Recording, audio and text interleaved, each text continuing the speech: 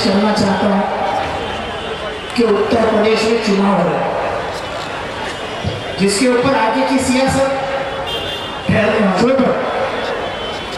क्या होगा क्या नहीं होगा ये उत्तर प्रदेश का चुनाव तय करेगा। मैं किसको वोट दूं ये नहीं कह रहा हूं, लेकिन बीजेपी हारनी चाहिए। ये काम उत्तर प्रदेश में आप चाहते ले सकते।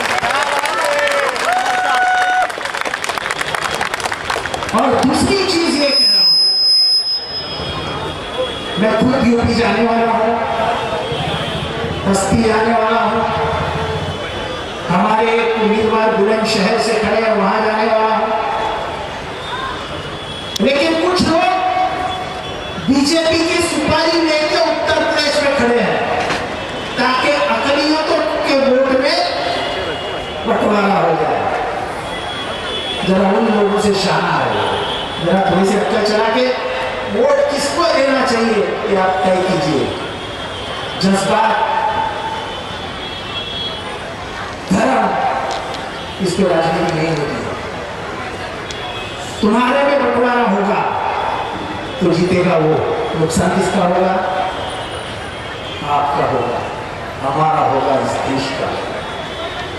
यह चुनाव इस देश का भविष्य तय करने वाली है। यह उत्तर प्रदेश का चुनाव यह बताने वाला है कि 2024 में दिल्ली में कौन बैठेगा। तो ये सोच के चलो कि तुम जो करोगे उस पे आगे का भविष्य लिखा जाएगा।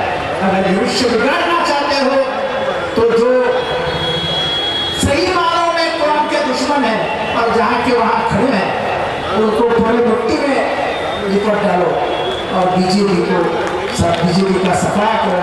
और इसके लिए आज से ही बिल्कुल मेरा भाषण खत्म होते ही व्हाट्सएप का इस्तेमाल करके ये भाषण पूरे यूपी में भेज दो। हमारे भिवंडी के अध्यक्ष,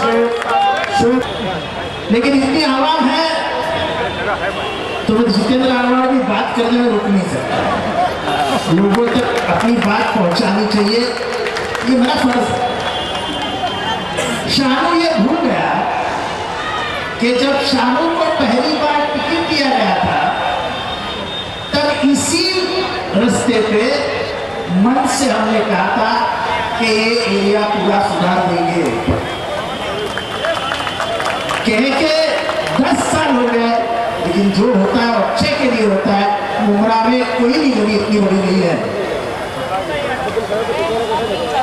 यानी सबसे अंदर जाने को मन नहीं करता था, इतनी भीड़ हुआ करती थी।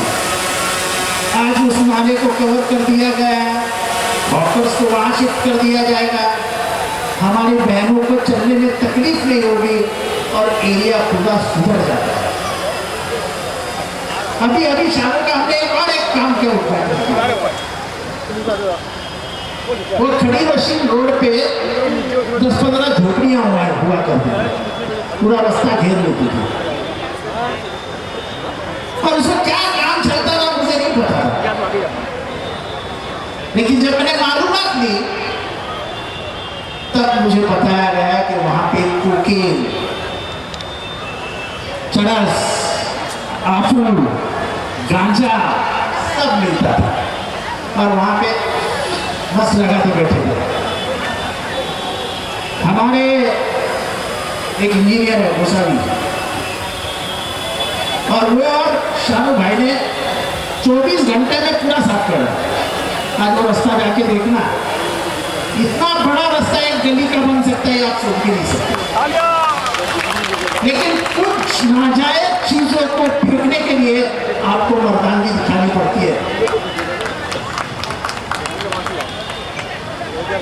और मुझे लगता है ये जो काम हुआ है तो बहुत ही शानदार काम है। आज हमने 3-4 टंकियों का उद्घाटन किया पानी का। पानी की समस्या इस शहर से लगभग जुड़ी हुई थी। पिछले 10 सालों में हमने शहर का हर एक रास्ता बना दिया। हर एक रास्ता कंक्रीट का हो गया, लेकिन पानी की दिक्कत थी। लेकिन अब जो ऊपर डोंगर, ये जो पहाड़ी इलाका है, ये पूरा जितना भी इलाका है, दुर्गा माता मंदिर, रईस बाग, बाद में सम्राट नगर, शिवाजी नगर, बंजारा कॉलोनी, अगर खुदा ने चाहा तो आज से 2 दिन के बाद हर एक के घर में पानी जाएगा, कि मैंने आज से आज देखा।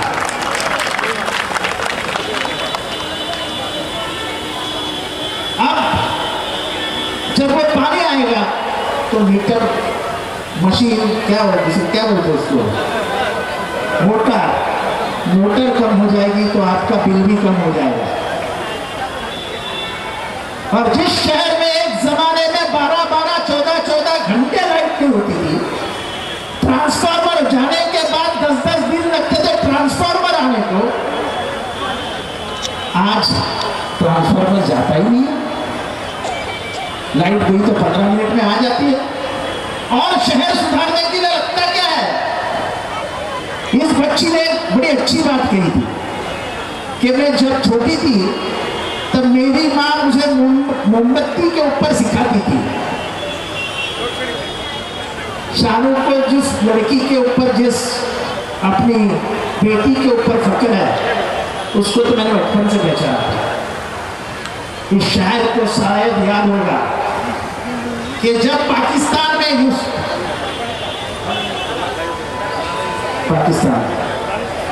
मलाला यूसुफजई को गोली मारी थी, जब पूरी दुनिया उसके खिलाफ आवाज उठा रही थी, तब यह पहला शहर था जिसने अफगानिस्तान के खिलाफ आवाज उठाकर मलाला यूसुफजई का जय जयकार किया था।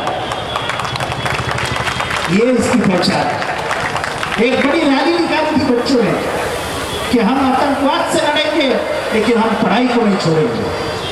और कुरान में तो पहले पन्ने पे कहा है कि तालीम के लिए तो आप चाइना नहीं जा सकते। तो इसके जो कारनामे हैं वो तो बचपन में ही दिखाई दिए थे। शायद बाप देख नहीं पाया था, मैं देख पाया था, क्योंकि तब की लीडर ये थी मैंने इसके खंभे पे रख दिया था सब कुछ। तब कुछ यहाँ के कौमी अकलियतों के शहंशाह के होने वाले लोग मुझे गाली देते थे कि बोले ये क्या है, ये किसके खिलाफ बात कर रहे हैं। मैं आज भी कहता हूँ, दहशतवादियों को कोई धर्म नहीं होता। अब मेरा कहना बराबर है कि नहीं है? आप मानते हैं कि नहीं है? हाथ उठा के बताओ, मानते हैं कि नहीं है? दहशतवादियों का कोई धर्म नहीं होता। खामोखाम किसी कौम को बदनाम करने के लिए आप ऊपर उंगलियां मत दिखाओ। और इस शहर के कुछ लोग उस समय मेरे ऊपर ऐसे कूद पड़े थे जैसे मैंने कोई गलत काम कर दिया। वही लोग आज भी कूद रहे हैं। जैसे पानी का इसने कहा कि पानी कोई रख सकता है। चाइना में बाढ़ आई तो बिल्डिंग की बिल्डिंग लेके गई। ऐसा तो नहीं हुआ ना मुगरा में।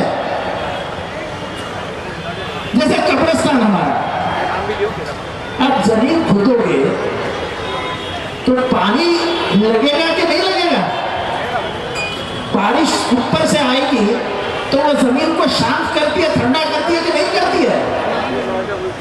पानी माँ का प्यार होता है। जैसा माँ का प्यार धड़कते हुए दिल पे अगर हाथ रख के तो दिल शांत हो जाता है। जैसा पानी गर्माहट के बाद जब गिरता है तो पूरे पृथ्वी को, पूरे मिट्टी, अंदर के मिट्टी को शांत कर देता है। अब उसके बाद जब आप खुदाई करोगे तो पानी लगना उसकी मर्जी, पर पानी क्यों लगता है? जितेंद्र रावण क्या करता है? जितेंद्र रावण क्या करेगा? ऊपर वाले से बोल नहीं सकता कि भाई मेरा कब्रिस्तान के ऊपर पानी मत गिरा, बाकी नहीं करेगा, कुछ करने का। लेकिन जो अच्छा काम करेगा उसके ऊपर व्हाट्सएप पे शुरू, यानी जितना टाइम वो व्हाट्सएप पे देते हैं ना, उतना टाइम अगर अपनी अम्मी के प्यार के लिए देना तो अम्मी दुआ दे।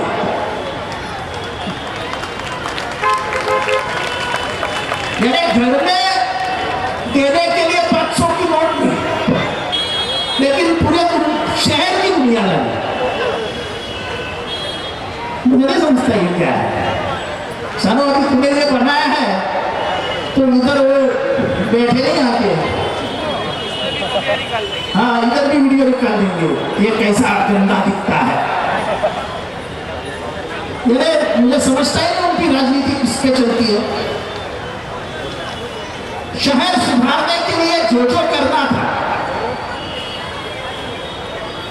ये तो नहीं कह सकता कि पूरा शहर सुधर गया, लेकिन ये जरूर कह सकता हूं कि जिस हालात में 2009 में मैंने ये शहर अपने हाथ में लिया और 2022 की इसकी हालत, मेरा दुश्मन भी ये नहीं कह सकता कि ये शहर बदला नहीं है, ये शहर बदला है, ये शहर बदला है। अब आने वाले दिनों में ये जो हल्का है उससे उधर से ऐसे 4-5 रास्ते निकलेंगे जो पूरे वाई जंक्शन की तरफ जाएंगे, तो यहाँ का ट्रैफिक ही कम हो जाएगा। अभी थोड़ी समस्या ट्रैफिक की बाकी है, लेकिन लोगों को यह समझना चाहिए कि ये जो रास्ता है जिसपे मैं अभी खड़ा हूँ, कि एक जमाने में बॉम्बे पुणे हाईवे हुआ करता था। यहाँ के बुजुर्ग जो 40-50 साल से यहाँ रहे होंगे उनको पता होगा कि ये हाईवे का हाईवे। मैं मुंबई से जो भी पुणे जाता था वो यहाँ से जाता था, तलोजा में बिरयानी खाता था और पुणे की तरफ बढ़ जाता था। फिर तुम्हारे नेताओं ने क्या किया, जैसे ही 93 की रायत हुई और लोग मुंब्रा में आने लगे, तो इस रास्ते के इस पार और उस पार पहले सभी रास्तों के ऊपर अपनी बिल्डिंगें खड़ी होती है। ये तब के नेताओं ने यह नहीं सोचा कि हमारे बच्चियों की पढ़ाई कहाँ होगी, हमारे बच्चे कहाँ पढ़ेंगे, दिखी खाली जगह बना दी गई। और कौन माइकल लाल नेता है जो बोलेगा कि मैंने बिल्डिंग नहीं बनाई है, गिनके दिखाएंगे किसने किसने कितनी बिल्डिंग बनाई है, और सब रिजर्वेशन पे बनाई है। बड़ी बड़ी बात करते हैं। अरे इतने बच्चे मुकाम पे थे उस म्यूनसिपालिटी में, कभी ये नहीं सोचा कि कब्रिस्तान लेके जाए, कभी ये नहीं सोचा कि हम हॉस्पिटल बना दे, कभी ये नहीं सोचा कि रास्ता बड़ा बना दे। घर में बैठ के काम नहीं होता है, उसके लिए 24 घंटे अपने दिल में हुनर रखता है, मैं काम करूंगा लोगों के लिए काम। और मैं जो बोलने जा रहा हूं कि शायद ये पानी रुकेगा तो उसको कॉर्पोरेटर को कुछ परिणाम नहीं होता है, सहन करने वाली जनता होती है, कॉर्पोरेटर नहीं। हमको जो भी करना है इस जनता जनार्दन के साथ के लिए करना है, क्योंकि हम जो भी है, जिस जगह भी है, वो इस आवाम की वजह से है। ये आवाम का दुख हमारा दुख है। मुझे याद है जब कोविड आया तो हमने हर एक घर में खाना बांटा। उन दुआओं का असर यह हुआ कि मैं लगभग चला गया था। डॉक्टर ने मेरे बीवी को कहा था कि अब इसके बचने की उम्मीद ऊपर वाले की है, हम प्रयास करेंगे, लेकिन आप प्रार्थना शुरू करें। डॉक्टर ने मुझे जब मैं खड़ा हो गया तो कहा कि हम ये सोच भी नहीं सकते कि ये दिन तुम देखोगे, उन्होंने तुम्हारी आशा छोड़ दी थी। ये क्यों हुआ? क्योंकि पूरे जितने भी मेरे राजनीति के साल हैं वो उसूल से मैंने गुजारे हैं और कभी भी किसी भी गरीब को परेशान नहीं किया। अगर उस गरीब के घर में खाना नहीं है तो खाना कैसा जाएगा ये देखा है। अगर वो गरीब के आंख में आंसू है तो आंसू पोंछने का काम मैंने किया है। मेरे वजह से किसी के आंख में आंसू है, ये सबसे बड़ा दर्द मेरे दिल में रह सकता है। और इसीलिए जो कोविड में हमने सबने खाना दिलवाया, सब खा बहुत तेजी से काम करते थे। शानों भी लगा हुआ था, भाई साहब भी लगे हुए थे। 80,000 लोगों को एक दिन में खाना दिया जाता था। 80,000 ये छोटी बात नहीं है। पैसे कहाँ से आते थे, माल कहाँ से आता था, ऊपर वाले को आया। लेकिन उस वक्त की जो दुआएं मुझे मिली, वही मुझे मौत के मुंह से खींच के लेके आई। और क्या दुआओं का असर होता है, ये सबसे ज्यादा मैं बोल सकता हूँ, क्योंकि मैं तो बिल्कुल मौत के दरवाजे में चला गया था। लेकिन उधर से तुम्हारी दुआएं मुझे खींच के वापस लेके आई और ये कहकर वापस लाई कि तूने जितना काम आज तक किया है, दुगनी तरह उसका और भी काम कर, इसके लिए हम तुम्हें वापस ला रहे हैं। और इसलिए भाई और बहनों, ये व्हाट्सएप वाले जो कहते हैं उनका धंधा है मौज मजाक करने लोगे, अपना काम होता है।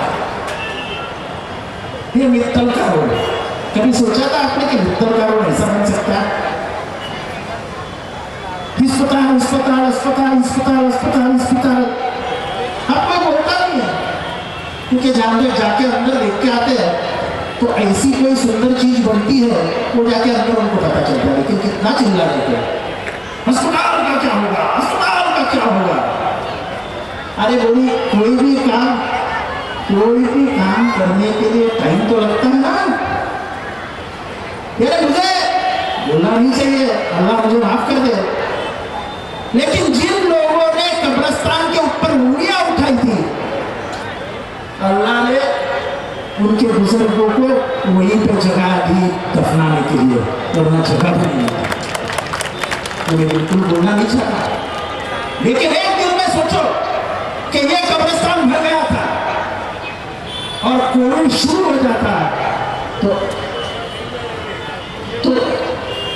क्या होता।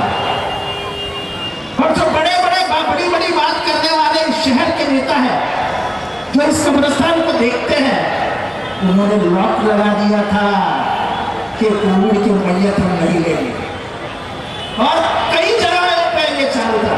मुझे घाटकोपर से फोन आता था, विक्रोली से फोन आता था, कि साहब भिवंडी से फोन आता था कि साहब ऐसा।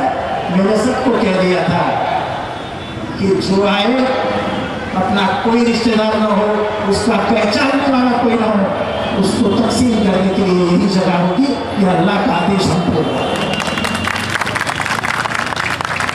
अरे तुम यार कैसा दिल रखते हो, वो इस दुनिया को छोड़ गया, बीमारी कोई भी हो, लेकिन तुम उसको दफनाने के लिए जमीन भी नहीं दोगी, तो तुम्हारे बाप की जमीन है क्या?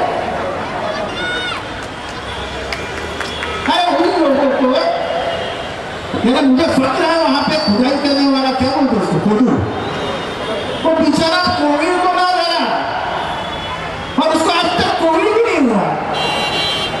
ऊपर वाले की दुआएं थी कि वो हर कोविड के बॉडी को घुसूल करता था, सब जो क्रियाकर्म होता थे वो करता था, और आखिर में उसके ऊपर मिट्टी डाल के उसको दफना देता था। ऊपर वाला सब देखता है यार, सब देखता है। इस्लाम में यही कहा गया है कि आखिरियत में क्या बचेगा, तो सिर्फ कब्रिस्तान। और जब तक ये कब्रिस्तान रहेगा, मुमरा रहेगा, तब तक ये कब्रिस्तान जीतेगा। और उसको टीम में लाया तो हमेशा याद रहेगा। आने वाले सब चीजें उठ जाएंगी, सब उठा के फेंक दी जाएगी, लेकिन कब्रिस्तान को कोई उठा के फेंक नहीं सकता।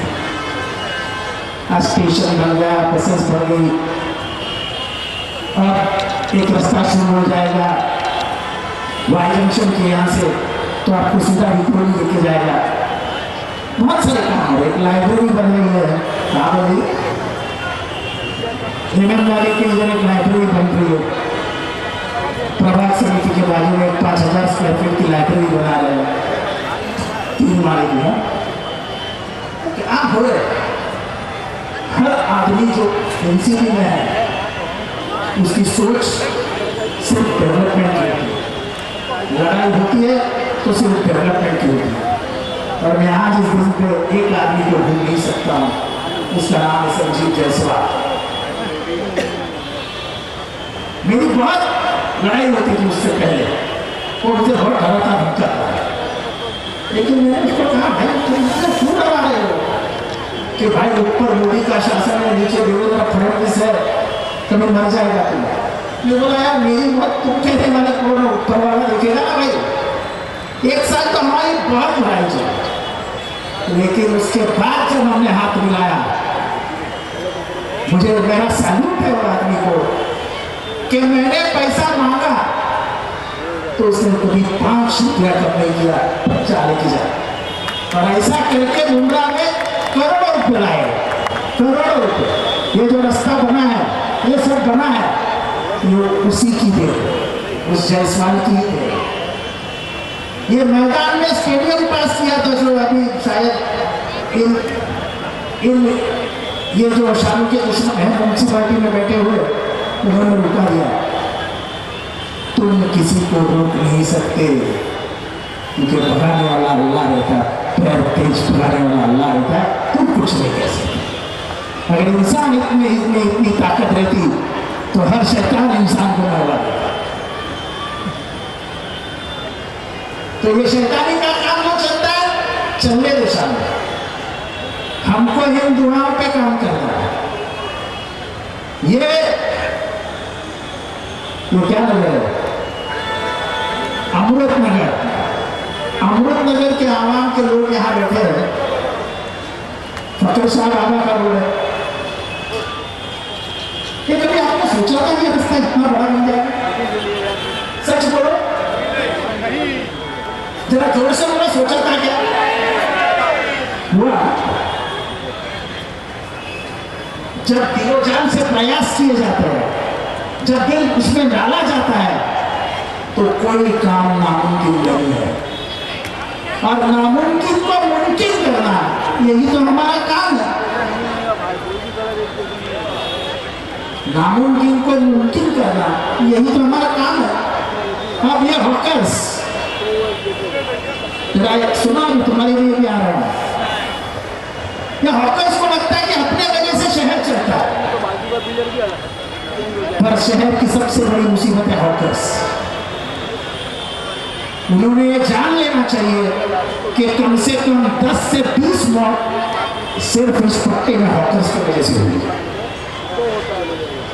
और शहर में रहने वाले कितने लोगों की एम्बुलेंस वहां पे फंस गई और वहीं उनकी मौत हो गई। हम तुमको बर्बाद नहीं करना चाहते। तुम्हारे भी घर में बच्चे हैं, तुम्हारा घर है, चलना चाहिए। लेकिन ये जो अहमद कंदी, उस्मान टकरिया, इनकी जो 5-5 गाड़ी है ना, जो घर में बैठ के 1000, 2000, 3000 उनका कमाते हैं, कम कर दो यार। यानी वो बैठेंगे बस, और उनका कोई पंटर आएगा गुलाब पार्क में और रात का हिस्सा लेके जाएगा। अरे क्या हम उसके लिए बैठे थे इस शहर में? यानी ये बेचारा हमारा यहाँ का आदमी दिन के सुबह उठता है, गाड़ी पकड़ता है, क्रॉफर्ड मार्केट जाता है, मेहनत करके घर पे आता है 8 बजे 9 बजे और अपना घर चलाता है। और ये नशेड़ी गुंजेड़ी चाकू के जोर पे 5-5, 6-6 गाड़ियां लगा देते हैं, उससे हफ्ता जमा देते हो और तुम उसका समर्थन करते हो। अरे तुमने हमारे खिलाफ की बात कर दी, मेरे खिलाफ दुनिया बात करेंगे, जब मेरे को कभी उससे फर्क नहीं होता है। लेकिन हम MM गाड़ी के रास्ते पे हॉकर्स प्लाजा बना रहे हैं और उसके बाद हम एक भी हॉकर को इस रास्ते पे बैठने नहीं देंगे। क्योंकि हमको जैसी आपके घर में खाना पकना चाहिए इसकी चिंता है, वैसे ही हमें आवाम की चिंता है जो हमें गालियां देती है कि स्टेशन से कौसा जाने के लिए अगर ये न रहे तो 10 मिनट में पहुंच सकते, 10 मिनट में। लेकिन तुम्हारी 1 दिन, 2 दिन, 3 दिन, 4 दिन की वजह से घर पहुंचने में 1-1 घंटा लगता है। और ये अनवर है ना, अनवर यहाँ पे खड़ा है गाड़ियों का, जरा भी ट्रैफिक खराब हो गया कि भेज देता है हम राजा अनवर साहब, पूछा उसको।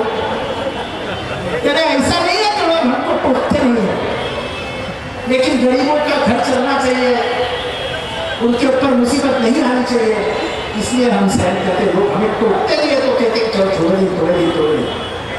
लेकिन अब जब हॉकर्स प्लाजा बनेगा और आपको वहां जाना पड़ेगा, तब उस्मान टकलिया, अजीम कंगी किसका नहीं सुनेगा। ये टकलिया, कंगी, भावड़ा सब अपने अपने घर में भेज दो, उनके ऊपर शहर नहीं चलता है। जब ये नशेरे की दुकानें थी ना, वो खड़ी मशीन रोड पे जब तोड़ी गई तब बहुत बातें की गई थी, किसानों को देख लेंगे, टपका डालेंगे। टपकाने का जमाना चला गया। अब लोग सिर्फ काम देखते हैं, और वो काम करने वाले इंसान के पीछे ये जरा जमात देखो, ये आवाम देखो, इतनी दुआएं रहती है। तो क्या किसका मिला सकते, जो खुद के हाथ की कमाई नहीं खा सकता, अपने हफ्ते के ऊपर दूसरे के ऊपर दादागिरी करके घर चलाता है, क्या किसको कर सकेगा यार। और इसीलिए सभी समझदारों का पैगाम नहीं कर रहा, पूरा शहर बदल गया ये नहीं कह रहा हूं, हाँ, लेकिन ये जरूर कह रहा हूं कि मैंने आते ही कहा था कि सोच बदलो, मुमरा बदलेगा। मुमरा बदल रहा है, इसका हमें फक्र है। बहुत टाइम से आप बैठे, में पहली बार ये देख रहा हूं कि आवाम उठ नहीं रही है। मेरे कुछ मिनट के बाद आवाम उठने शुरू हो जाती है। मुझे नहीं पता क्या जादू किए साहब, लेकिन फकीर साहब बाबा का रोड बन गया। तब फकीर साहब बाबा इस शहर में आसान लाएगा। खुदा हाफिज।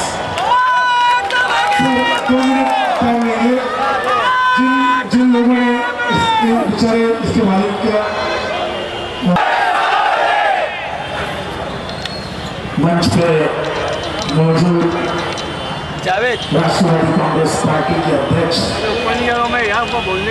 शरीफ खान साहब, फोटो लेने के लिए आगे वाले इस शहर के महानगर पालिका में हमारे विरोधी पक्ष नेता शाहरुख पठान साहब, हमारे बड़े भाई सैयद अली भाई साहब, बाकी फरजाना अशरीफ का तो मैंने बहुत बार नाम दिया है, जफर बगानी सब कितने मुझे मोरिश केली, रूपाली गोटे और यहाँ के तमाम नागरिक को मुबारकबाद, यहाँ की सारी जनता को मुबारकबाद। अब मैं चाहूँगा कि आज हमारे साथ ज़्यादा बात करें, क्योंकि डेवलपमेंट तो हमारे शहर में हो रहा है। जैसे शरीफ भाई ने कहा कि हम लोग 24 घंटा तत्पर रहते हैं यहाँ के विकास के लिए। मैं ज़्यादा न बोलते हुए